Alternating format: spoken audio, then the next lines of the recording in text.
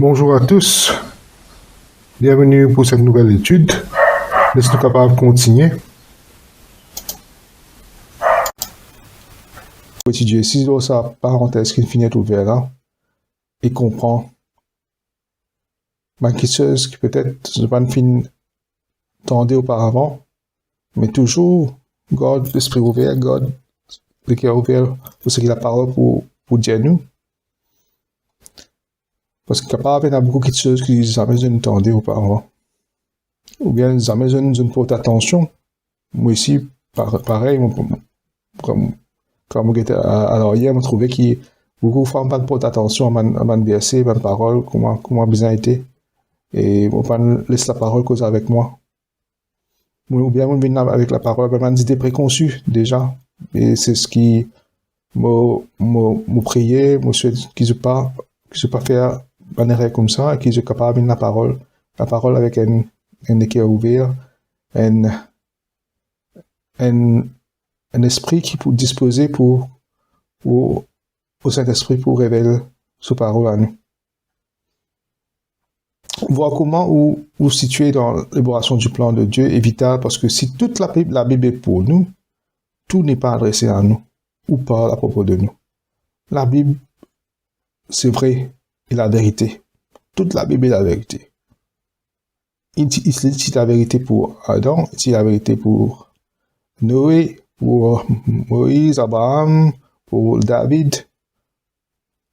Toute la Bible, c'est la vérité. Mais pas toute la Bible est adressée à nous.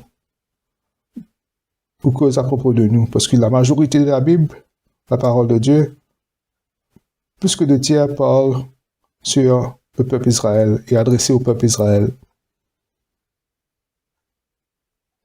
Nous ne pouvons pas ouvrir la Bible et appliquer tous les versets à nous. Nous ne sommes pas capables d'ouvrir la Bible et appliquer tous les versets qui est dans nous.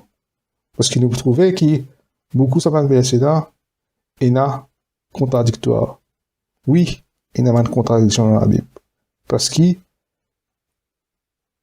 ça, pas tout partie de la Bible adressée aux mêmes personnes, ou bien aux mêmes personnes adressées, ou bien aux mêmes personnes dans différents moments, différentes périodes.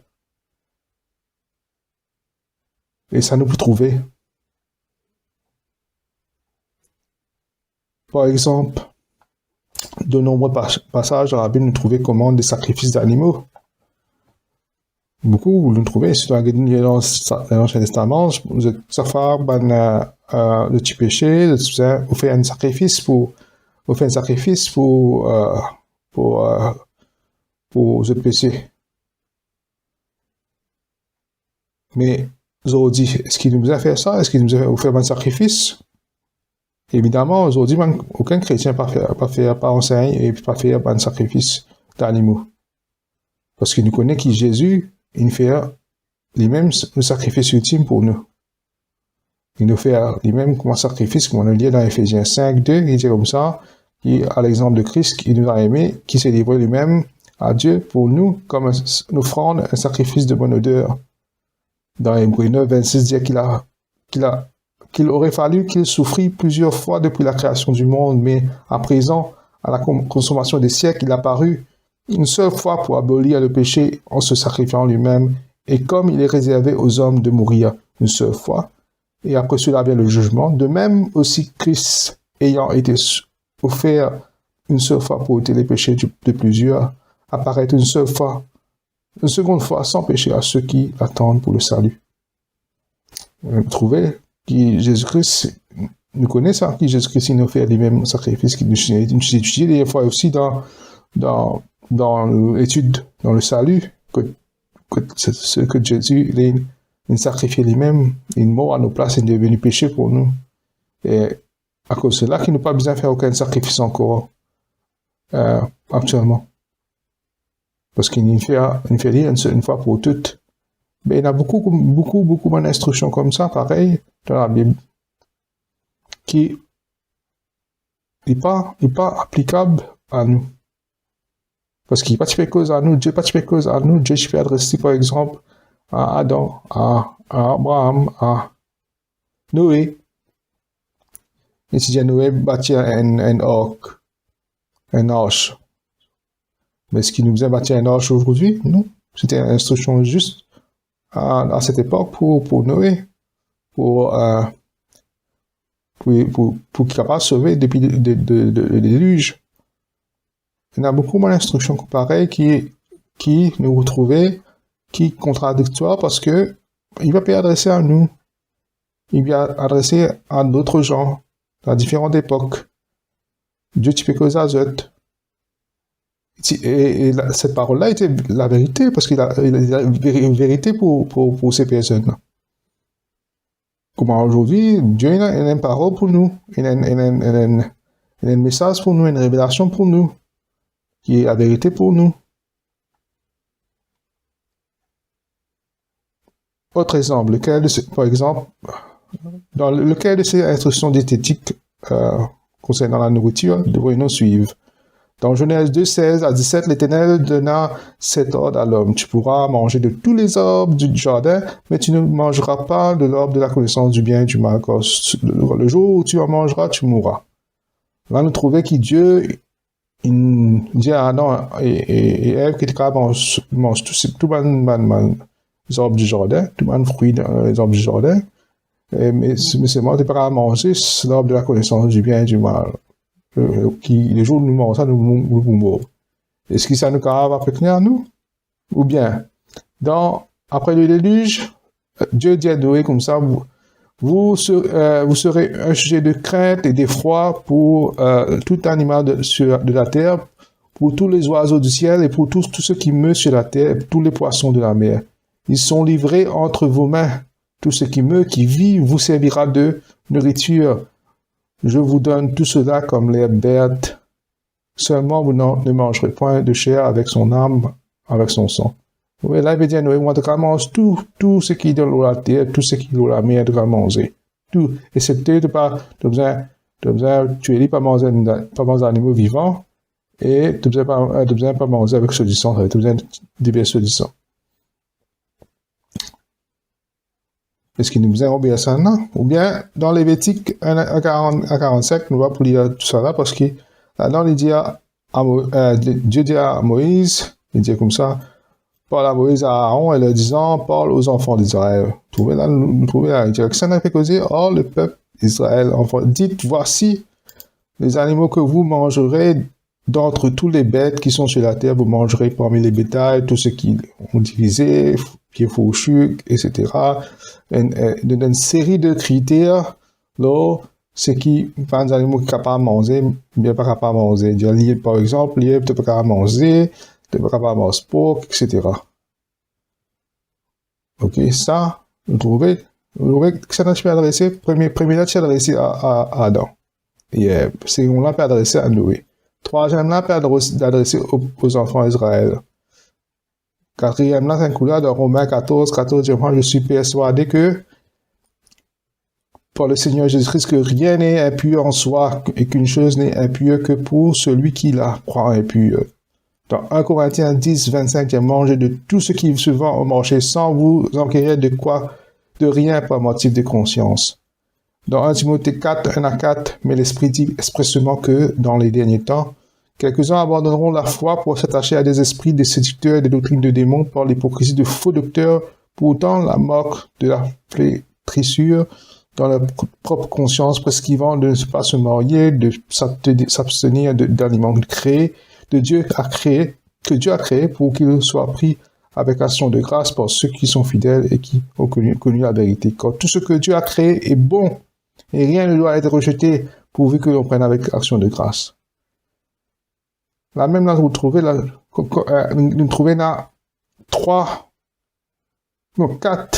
quatre instructions concernant la nourriture, concernant la diète, qui là-dedans est tout pas pareil, qui là-dedans nous besoin suivre, qui là-dedans nous besoin écouter, pour mettre en pratique.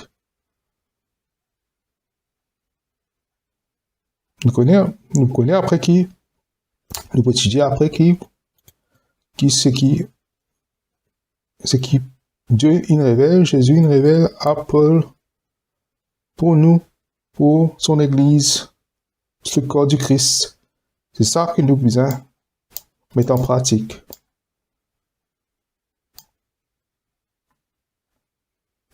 Parce que c'est ça qui est adressé à nous, pas les autres. Les autres, comment nous trouver, un petit peu adressé à Adam, un petit peu adressé à Noé, un petit peu adressé au peuple d'Israël. Mais là, Paul peut adresser à l'Église, le corps du Christ, que nous sommes. Si nous croyons en Jésus-Christ, si nous croyons en ce qu'il a accompli sur la croix, nous faisons partie de ce corps du Christ. Et ça, c'est l'instruction pour nous. Autre exemple encore de différence ou bien de contradiction. Devons-nous aller vers les païens ou pas? Normalement, nous sommes des païens. Si ce n'était pas le plan de Dieu pour les païens de sauver, nous ne serons pas là. Mais pourtant, dans Matthieu 15, 24, Jésus dit comme ça, je ne suis envoyé qu'aux brebis perdues de la maison d'Israël. Dans Matthieu 10, 5 à 10, Jésus envoya ses 12 là et il leur donna ses ordres en disant, n'allez point vers les gentils, n'entrez dans aucune ville des Samaritains, mais allez plutôt vers les brebis perdues de la maison d'Israël. Encore une fois, dans Actes 11, 19, il y a ceux qui étaient dispersés par la persécution arrivés à l'occasion d'Étienne, passèrent jusqu'en Phénicie, en Chypre et à Antioche, n'annonçant la parole à personne qu'aux Juifs seulement. Et on trouvait encore dans Romains 15, 8, je dis en effet que Christ a été serviteur des saints aussi, pour prouver la véracité de Dieu en confirmant les promesses faites au Père. Dans ces versets-là, on trouvait tout était dirigé vers le peuple d'Israël, vers Jésus. Quand il est venu sur la terre, il dit, il est venu pour les brebis perdues d'Israël. Et quand il a envoyé son disciple aussi, il dit, on n'allait pas vers les païens. Et pourtant, dans Matthieu 28, ou bien dans la grande commission, il dit, allez dans toutes les nations, baptisez-leur et enseignez-leur tout ce que l'enseigne. Mais si nous obéir à tout cela, mais pas de coup avec les païens.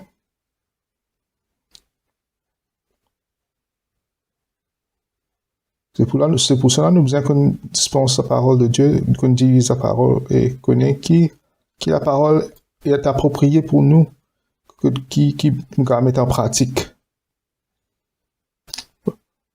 Comparé avec ce verset-là, c'était ce qui Paul dit dans Romains 11, 13, quand je vous dis, à vous gentils, étant apôtre des gentils, je glorifie mon ministère. Romains 11, 25, quand je ne veux pas, frère, que vous ignorez ce mystère, afin que vous ne soyez pas sages à vos propres jeux, c'est une partie d'Israël est tombée dans l'endurcissement jusqu'à ce que toute la multitude des gentils sont rentrés dans l'église. Vous trouvez qu'il n'arrive quelque chose qui n'est arrivé. Jésus est venu une prêche qui juste aux tribus perdues d'Israël. Mais là, après la révélation de Jésus-Christ à Paul, la parole, le salut est venu vers les païens. Et cela parce que c'est un endurcissement du peuple d'Israël qui ne rejette le Messie, qui ne rejette le témoignage du Père à travers Jean-Baptiste et les prophètes, qui ne rejette Jésus-Christ lui-même en le clouant sur la croix. Je ne tue Élie, je ne crucifie Élie. Je ne rejette le témoignage du Saint-Esprit à travers Étienne. Et c'est pour cela, Dieu, dans son omniscience, il connaît il vous sauve, il connaît qui est dans ce but, dans ce plan, et tu ramènes le peuple païen à connaître le salut en Jésus-Christ.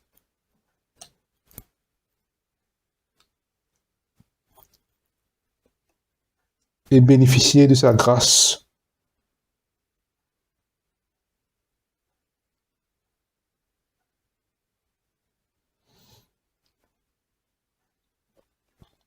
Encore nous trouver à Romains 15, 6, Paul peut dire d'être le ministre de Jésus-Christ auprès des gentils et d'exercer les saintes fonctions de l'évangile de Dieu afin que l'oblation des gentils lui soit agréable et étant sanctifié par le Saint-Esprit. Nous trouvons une chose qui est arrivée, une swap depuis le peuple d'Israël. Maintenant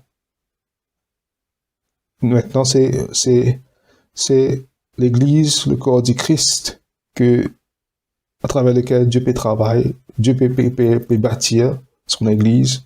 Que nous voulions dans Romains qu'il n'y a ni juif ni grec, c'est-à-dire tout.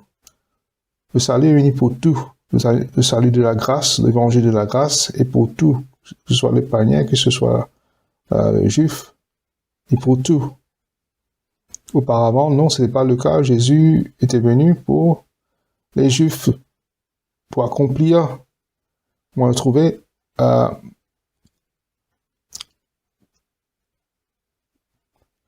quand je me trouvais là-haut, que je trouvais que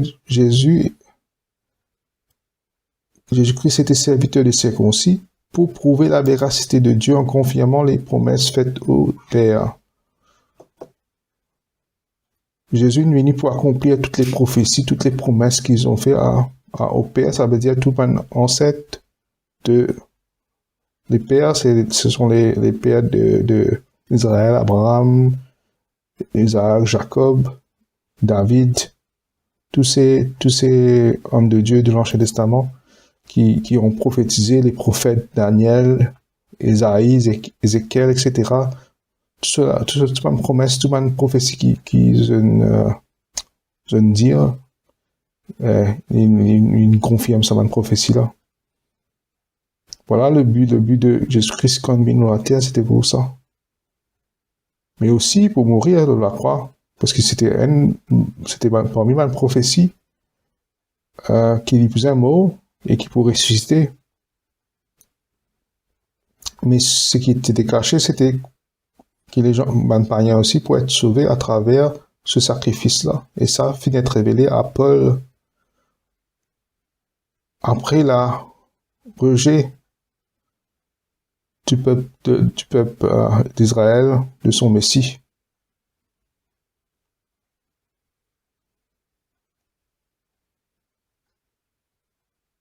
Galates 2, 7 à 9 dit le contraire, voyant que l'évangile m'a été confié pour les circoncis, toujours Paul peut dire que l'évangile de la grâce a été confié pour les circoncis, comme à Pierre pour les circoncis.